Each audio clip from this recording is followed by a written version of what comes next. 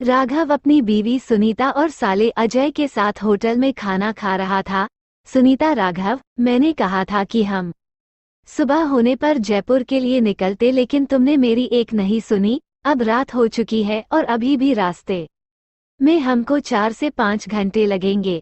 अब मेरी बात मान लो, हम इस रात इसी होटल में रुक जाते हैं और सुबह सुबह जयपुर के लिए निकल जाएंगे। राघव हंसते हुए बोला, सुनीता, तुम बिना बात के चिंता कर रही हो। अभी 9 बजे है, हम आराम से पहुंच जाएंगे। मैंने पहले भी कई बार रात में ड्राइव की है, ये मेरे लिए कोई नई बात नहीं है। तभी होटल का वेटर उनके पास आया। सर, आज आप यहीं रुक जाए, क्योंकि हाईवे पर कोई एक्सीडेंट हुआ है जिसकी वजह से लंबा जाम लगा है, जो सुबह तक खुलने की कोई उम्मीद भी नहीं है। राघव का साला अजय बोला, जीजाजी, वहां जाने के लिए कोई और रास्ता भी तो होगा। मेरा तो बिल्कुल भी दिल नहीं है ये रुकने का। राघव, वेटर, क्या कोई और रास्ता है जिससे हम हाईवे के रास्ते से बच सके और सुबह होने तक जयपुर पहुंच सके? वेटर, सर, है तो सही, लेकिन कोई उस रास्ते का कोई इस्तेमाल नहीं करता। राघव, क्यों? ऐसा क्या है उस रास्ते पर? वेटर, मैंने सुना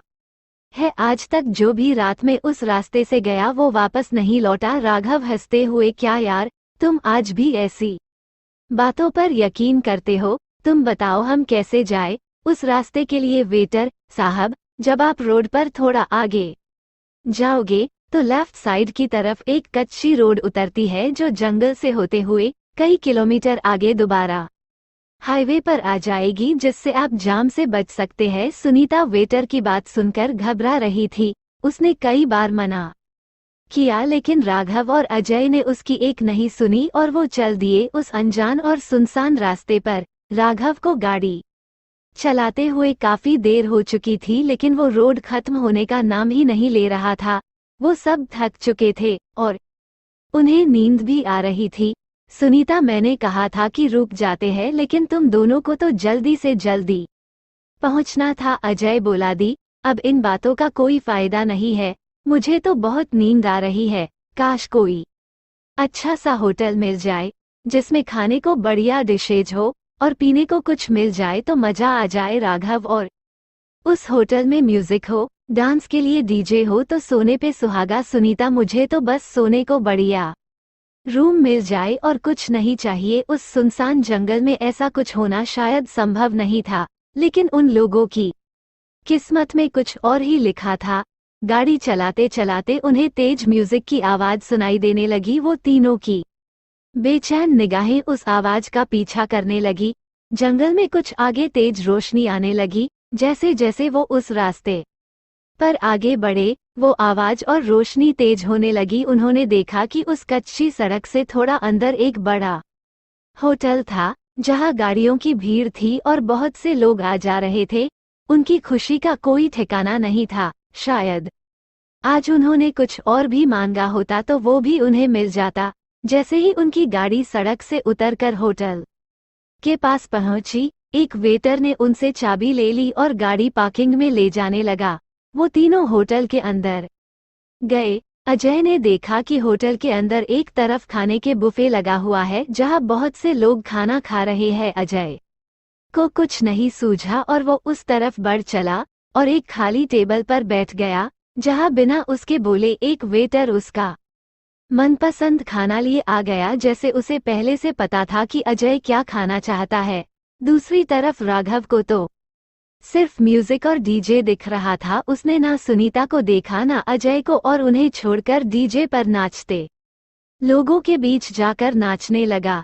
सुनीता ने देखा कि उसी फ्लोर पर कोने में एक रूम बना है, जो शीशे का बना था और उसमें एक बड़ा आलीशान बेड था। सुनीता मुस्कुराते हुए उस रूम की तरफ बढ़ चली और रूम का दरवाजा खोलकर उस आलीशान बेड पर लेट गई। तीनों को जैसे मुंहमांगी मुराद मिल गई थी। उन्हें एक दूसरे का भी होश नहीं था, लेकिन अचानक सब कुछ बदल गया। अजय ने एक निवाला उठाकर अपने मुंह में डाला। उसे लगा जैसे कि उस खाने में धूल मिट्टी मिली हो। वही राघव अपने नाच में गुम था कि अचानक म्यूजिक ऐसे बंद हो गया, कैसे बज ही नहीं रहा था। और सुनीता को लगा कि मखमली गदेदार बेड किसी पत्थर के समान कठोर हो गया हो। राघव ने देखा कि वो अंधेरे जंगल में घने पेड़ों के बीच खड़ा है जहां आसपास कुछ भी नहीं था। अजय को होश आया तो उसने देखा कि वो जंगल की जमीन पर बैठा वहां पड़ी मिट्टी खा रहा है। वो खड़ा हो गया और मुंह की मिट्टी थूकने लगा। वही सुनीता ने देख कि वो एक चट्टान को आलीशान बेड समझकर उस पर लेटी हुई थी, को बुरी तरह घबरा गई और चिल्लाती हुई राघव की ओर भागी। वो तीनों पास खड़े हो गए। उन्हें कुछ समझ नहीं आ रहा था। एकदम एक आलीशान होटल कहाँ गायब हो गया। राघव, ये कैसे हो सकता है? यहाँ तो होटल था, इतने सारे लोग थे, वो सारे कहाँ गायब हो गए? अजय, अभी हमको यहाँ से निकलना चाहिए और अपनी जान बचाने के बारे में सोचना चाहिए। राघव को पास ही अपनी गाड़ी नजर आई। वो उसमें बैठ गए, लेकिन राघव की कई कोशिशों के बाद भी गाड़ी स्टार्ट नहीं हुई।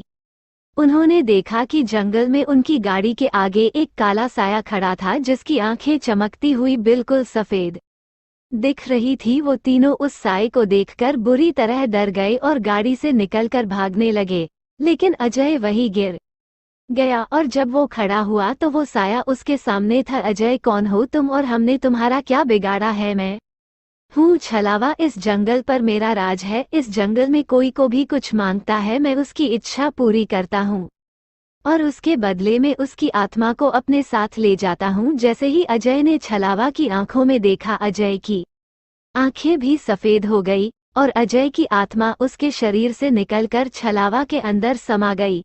सुनीता भागती भागती एक पेड़ के नीचे खड़ी होकर हांफने लगी और छलावा उसके सामने आ खड़ा हुआ। उसने उसका भी वही हाल किया जो उसने अजय का किया था। राघव पूरी ताकत से भागे जा रहा था। इस वक्त उसे सिर्फ अपनी जान की फिक्र थी।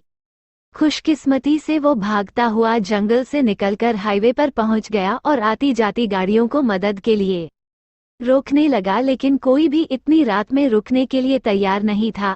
तभी हाईवे से जाती एक बस को राघव ने हाथ दिया और ड्राइवर ने गाड़ी रोक दी। राघव भागकर उस बस में चढ़ गया। बस में बहुत से लोग बैठे हुए थे। उसने अपनी आपबीती किसी को नहीं सुनाई क्योंकि उसे पता था कि कोई उसका यकीन नहीं करेगा। बस चली जा रही थी। बस में बैठे सभी लोग अपनी बातों में बीसी थे।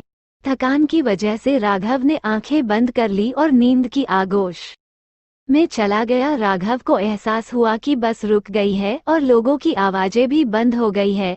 राघव ने आंखें खोली तो देखा कि बस में उसके अलावा कोई भी नहीं था। वो समझ गया कि वो अब भी उस छलावा की गिरफ्त में है। वो चिल्लाने लगा। उसने पाया कि वो अभी भी उसी जंगल में मौजूद है जहां से वो भागा था। मौत का दूसरा नाम छलावा उसके सामने आ गया और राघव की इच्छा के बदले में उसकी आत्मा को अपने साथ ले गया। इस घटना